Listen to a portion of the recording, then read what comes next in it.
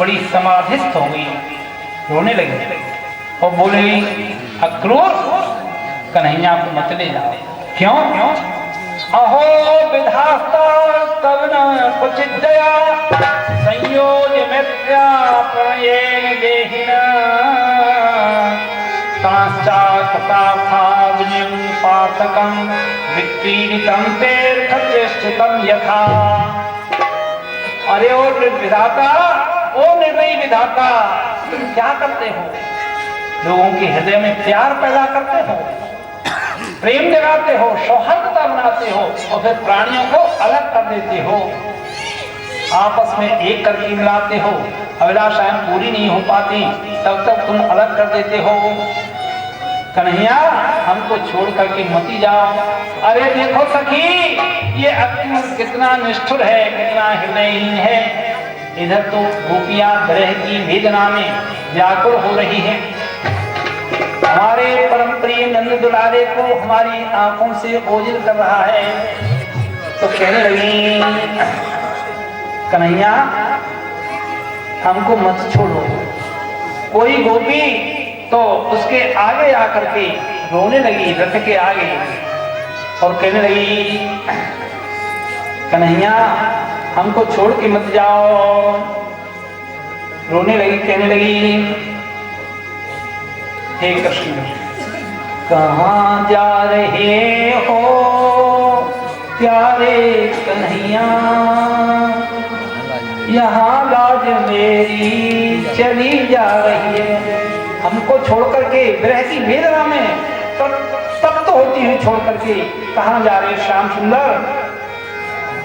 अब रथ रोकी मुरलिया बारे, अब रथ रोकी मुरलिया बारे, रोकी मुरलिया बारे, अब रथ रोकी मुरलिया बारे, रोक मुरलिया बारे, अब रथ रोक मुरलिया बारे।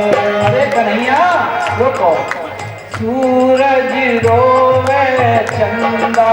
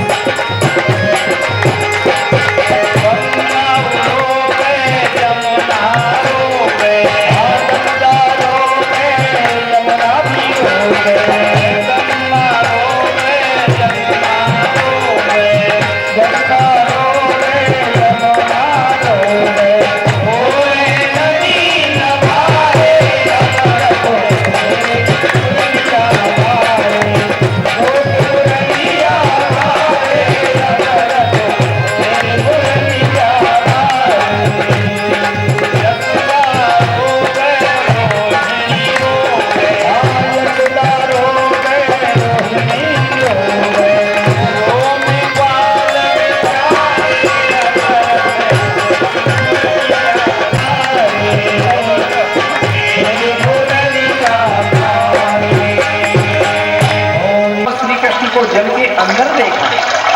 भगवान गए, बाहर निकले तो दोनों भाई रथ पर विराजमान हैं। फिर डुबकी लगाई जल के अंदर।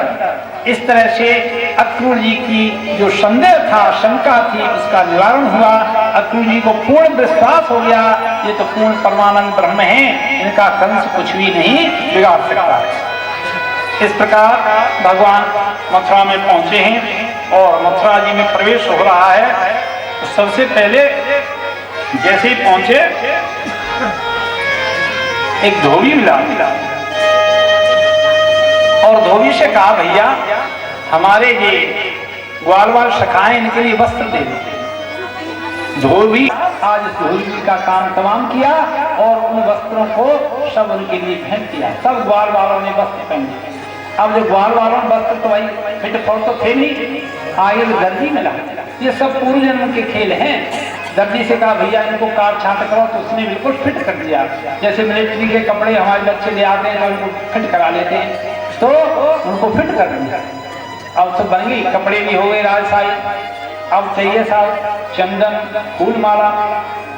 सुदामा नाम का माली मिला, उसने भगवान की दिव्य झांकी को देख करके फूलों की माला, गजरे के गजरे फूल उनको प्रदान कर दिए। अब 3 जगह से टेढ़ी कुब्जा सोने की पात्र में और केसर मिश्रित चंदन दिए जा रही थी और कंस को लगाने की जा रही है। भगवान श्री कृष्ण कहने लगे, सुंदरी बेचारी ते को कुबड़ी बिना ना बोलती बातें भगवान कढ़िया करें, सुंदरी को कैसे चंदन लगावे। लेकिन भगवान की जो शरण में टेढ़ा भी आ जाता उसे सीधा कर देती है। बलराम जी ने इशारा किया और उसके दाहिने पैर के अंगूठे को दबाया, हथेली में झटका दिया, एकदम चंदन लगाया। सभी गोप ग्वाल वालों ने चंदन लगाया। अब तो बिल्कुल टनाटन हो गया, फिट ड्रेस हो गई, माला सबके गले में, चंदन सबके, और बहुत बढ़िया। अब तो जा रहे हैं कहाँ? मथुरा जी के गलियों में, मामा जी के नगर को देखने के लिए। ब्रजांगनाओं की, मथुरा की ग्वालिनियों की, मथुरा की स्त्रियों की, नगरियों की झुंड के झुंड ऊपर झरोखे में, छज्जे में, मौके में बैठ करके भगवान के ऊपर फूलों की वर्षा कर रहे हैं। आनंद रह रही नेत्रों का धन्य है। आज तो भगवान श्री कृष्ण बलराम का दर्शन हुआ है। आगे चलते हैं। कुब्जा पर कृपा करने के बाद का धनुष था। एक धनुष तो भगवान ने रामावतार में तोड़ा है, दूसरा ये धनुष रखा हुआ था, भगवान ने उसका भंग किया। फिर जो है आगे कोलिया पीड़ हाथी मिला है। कोलिया पीड़ हाथी को जो है भगवान ने उद्धार किया। युद्ध हुआ कोलिया पीड़ से, और जैसे निचोड़ देते हैं कपड़ा को, ऐसे उसकी पूंछ पकड़ के कोलिया पीड़ की जेठा बोलेगी कभी, बोल राम कृष्ण भगवान की जय। अब भगवान अखाड़े में प्रवेश कर रहे हैं। वहां पर शल तोषल चाणूर मुष्टिक आदि पहलवान हैं। कंस ने उनको लगा रखा था। बड़ा युद्ध हुआ, पहलवान लोग या ब्रज के जोड़ होने लगे। अब तो वहां पर पूरा समाज बैठा हुआ था। गोपियां हाय हाय करने लगी। मैया यशोदा तो थी, नंद बाबा थे, नंद बाबा रोने लगे। उधर वसुदेव और देवकी कंस कारागार में पड़े हुए थे। आज नहीं बच पाएंगे, आज हाथी से नहीं बच पाएंगे, आज जो है कंस से नहीं बच पाएंगे। और उसी दिन के देखे थे मैया ने, बड़ी भारी दुखी हो रही हैं, एक टक लग रही है। पूरा जो है समाज अखाड़े में बैठा देख रहा है दृश्य को। और जैसा कल वर्णन किया था उसी तरह से सेम वर्णन यहाँ पर है कि नंद बाबा को तो अपना छोना लग रहे हैं और चाणूर मुष्टिक को काल के समान लग रहे हैं। और कंस बिल्कुल देख रहा है कि अब काल आ गया, बचूंगा नहीं, बिल्कुल। तो जाके रही भावना जैसी, जाके रही भावना जैसी, जाके रही भावना जैसी, जाके रही भावना जैसी, चोटी पकड़ के खींचा। क्यों? कि कल के कथा प्रसंग में कंस ने चोटी पकड़ करके अपनी सद्य स्नाता सद्य विवाह हुआ था, जिनके माथे का संदूर भी नहीं बिगड़ा था, उस माँ देवकी को रथ से नीचे डाला था। वसुदेव ने प्रार्थना करने पर उनको छोड़ा और वह आश्वासन दिया था कि मैं तेरे जो बच्चे होंगे तेरे लिए समर्पित कर दूंगा, तब उनको कारागार में डाला। आज भगवान श्री कृष्ण ने मामा जी की चोटी पकड़ करके घसीट करके ले आए हैं महाराज और जमीन पर अखाड़े में पटक दिया। त्रिलोकी का जितना बोझ होता सब बोझ उसके ऊपर रख दिया और कंस की जैथा पूजी की हो गई। भगवान कृष्ण भगवान की जय। तो बाबा नंद विदा हो रहे हैं, नंद बाबा जा रहे हैं अब कहाँ को, गोकुल को, और इधर भगवान श्री कृष्ण और बलराम को बिठाया, हथकड़ी बड़ी तोड़ाई। आज मैया ने दर्शन किया और भगवान श्री कृष्ण के दर्शन पाते ही माँ के आंचलों से और दूध की धारा अपने आप प्रस्फुटित होने लगी। कन्हैया बड़े बड़े जिस दिन सुख में तेरे पिता रखे आए थे उसी दिन का दर्शन किया था। पितरा प्रब्धो विदिता पुरुषोत्तम। भगवान ने देखा कि पिता श्री माता श्री दुखी हो रहे हैं तो उनको अनेक प्रकार से समझाया और उनके दुख की निवृत्ति की। नंद बाबा रोते बिलखते हुए घर को जा रहे हैं, किस तरह जा रहे हैं समझा रहे हैं।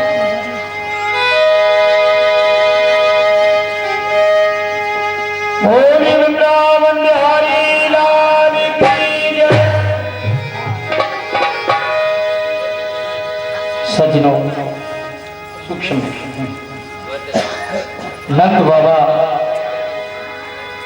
लौट करके ब्रज की गोपियां आज भगवान के लिए व्याकुल हो रही है। गोपियां कहती हैं जय। इधर भगवान श्री कृष्ण और बलराम दोनों का उपनयन संस्कार हुआ। संदीपन गुरु के यहाँ पढ़ने के लिए भेजे। 64 दिन में 64 विद्या प्राप्त करके और जो लौटने के हुए तो माता ने कहा गुरुजी से, स्वामी जी से, प्रभु ये सर्वसमर्थ आग्रह किया। भगवान महाराज कुछ गुरु दक्षिणा ले लीजिए। नहीं भैया कुछ नहीं चाहिए, आप जैसा शिष्य पा करके मुझे कोई दक्षिणा की आवश्यकता नहीं, लेकिन ये देना ही चाहते हो तो तुम्हारी गुरु माता ने कल कल का गाती थी, भ्रमर गुंजार से ये आवाज आती थी। क्या है प्रेम जगत में सार और कुछ सार नहीं। संसार में प्रेम ही सार है और कुछ सार नहीं। उधम चले मैया यशोदा, बाबा नंद, गोप ग्वालवाल जिस दिन से कन्हैया गए थे उनकी वेदना में माता की आंखें सूज रही थी, नेत्रों से पनारे चल रहे थे, माने विशेष होती रहती थी। दिन रात कन्हैया का कोई संदेश नहीं आया। जो आदमी मथुरा की ओर से आता था पूछती थी कन्हैया का संदेश बताओ, कन्हैया ने क्या कहा। इस तरह से बड़ी भारी विरह में है, उसका बड़ा भारी वियोग वर्णन है। मधुवन तुम कत रहत हरे। अरे मधुवन आज मथुरा से चल रहे हैं और गोपियों को समझाने के लिए चल रहे हैं, तो क्या होने लगा। जैसे ही ब्रजांगनाओं ने सुना कि कन्हैया का संदेश लेकर के उद्धव आए हैं, बड़ी विचित्र दशा है। तो भेजे मन भावन की उद्धव के आवन की, और सुधी ब्रज गावन में पावन जवे लगी। कहे रत्नाकर ग्वालिनी की झोरी झोरी के उझके मृग कन्ने के पन्ने पे, और पेखी पेखी पाती छाती छोहन चले लगी। हमको क्यों है कहा, हमको क्यों है कहा। सारी गोपियां जा करके आ गई महाराज और बोलने लगी हमको क्या लिखा है। अरे भैया कन्हैया को संदेश लाए हो कि वैसे ही आए हो, हमारी चिट्ठी हमको दो। इस तरह से नंद बाबा की पौड़ी में ब्रजांगना अब जो है समझाने लगी। तो देखो तुम जिनका ध्यान करती हो वो तो निर्गुण निराकार ब्रह्म है, काहे के लिए परेशान होती हो? आत्मज्ञान का उपदेश दिया कि जो ब्रह्म जिसके लिए तुम कन्हैया को ढूंढो तो तुम्हारे अंदर है, कहाँ भटकती हो?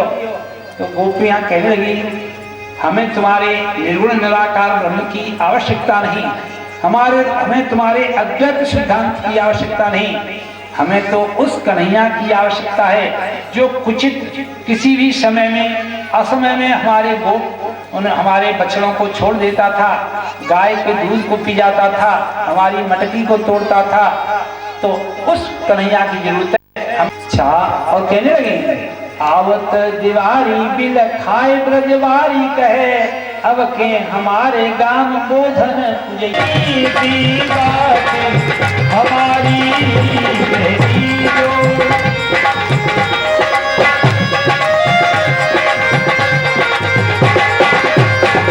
परसों की कही के नहीं आए क्यों, ऐसी सूरत बिसारी, परसों की कही कभी बिसारी,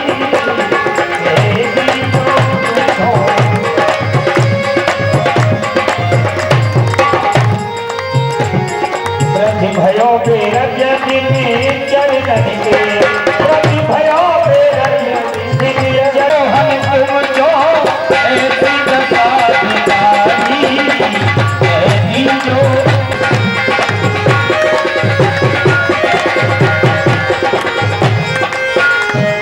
आँखिन के आंसू सूख गए, आँखिन के आंसू सूख गए, आँखिन के आंसू सूख गए, आँखिन के आंसू सूख गए, इनको लगे अखियाँ तरस रही, पुतली के ये काना दूर भये, पुतली के काना दूर भये, पल कर की पहरेदार